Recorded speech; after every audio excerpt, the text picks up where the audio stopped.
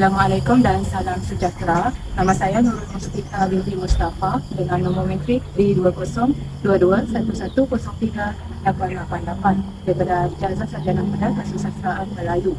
Hari ini saya akan membuat tugasan dalam kursus drama dan amali seni lakon iaitu monolog yang bertajuk Lapangan Terbang Sibu Sarawak. Pagi yang cerah, aku dan keluarga datang kira-kira 1 jam lebih awal di lapangan terbang Sibu Sarawak sebelum aku berlepas ke Kuala Lumpur. Setibanya di lapangan terbang tersebut, kelihatan ribuan manusia yang membanjiri kawasan itu. Hatiku ketika itu sudah bercampur baur, masakan tidak? Buat pertama kalinya, aku akan pergi jauh beribu batu, merentas laut, tanpa ditemani ayah dan emak demi mencapai cita-cita yang aku ingini.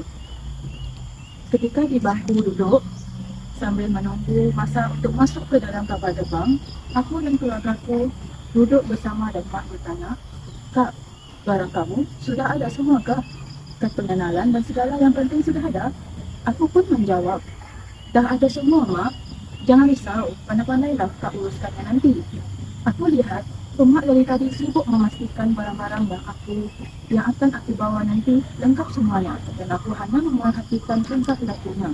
Beberapa minit kemudian, aku pun bersalaman dengan ahli keluarga dan setibanya di bahagian daftar masuk tersebut, aku yang penuh dengan perasaan gugup pergi ke kaunter di mana pegawainya meminta kad pengenalan aku. Aku yang ketika itu penuh dengan kegugupan segera mencari kad pengenalan tersebut di dalam beg sandangku. Ketika itu, aku sudah tidak tentu arah apabila kad pengenalan yang dicari tidak dijumpai dan kedengaran bahawa pengumuman daripada pihak kapal yang mengatakan tidak lama lagi penerbangan akan berlepas.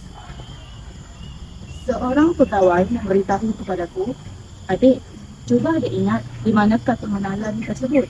Saya bimbang adik terlepas dan tidak dapat masuk ke dalam kapal terbang sekejap nanti."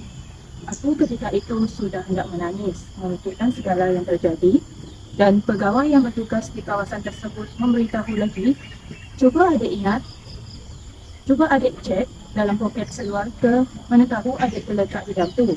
Dan aku pun cuba memasukkan tanganku ke dalam poket seluar, dan ternyata kad yang aku cari tadi rupa-rupanya ada di bahagian tersebut, dan aku pun terkejut dan berkata, "Alhamdulillah, adalah tuan. Saya tak pasti pula yang saya terletak dalam poket seluar. Selalunya, saya letak dalam beg sandang saya. Nasib baik ada. Terima kasih tuan. Baik awak pergi cepat masuk ke dalam kapal terbang. Mereka dah buat panggilan terakhir tu," kata pegawai yang bertugas di kawasan tersebut. Dan aku pun berkata, "Baiklah tuan, terima kasih atas bantuannya. Saya pergi dulu." Setibanya aku ke pintu masuk kapal terbang, Aku mula mencari tempat dan akhirnya aku duduk melepaskan lelah dan bernasib baik sempat masuk ke dalam kapal terbang. Aku mengambil langkah untuk tidur sepanjang penerbangan tersebut, dan setelah 2 jam lebih akhirnya aku pun telah selamat sampai ke destinasi yang aku tuju. Dan bermulalah kisahku sebagai seorang anak yang ingin mengubah hidup keluarganya melalui pendidikan. Sekian, terima kasih.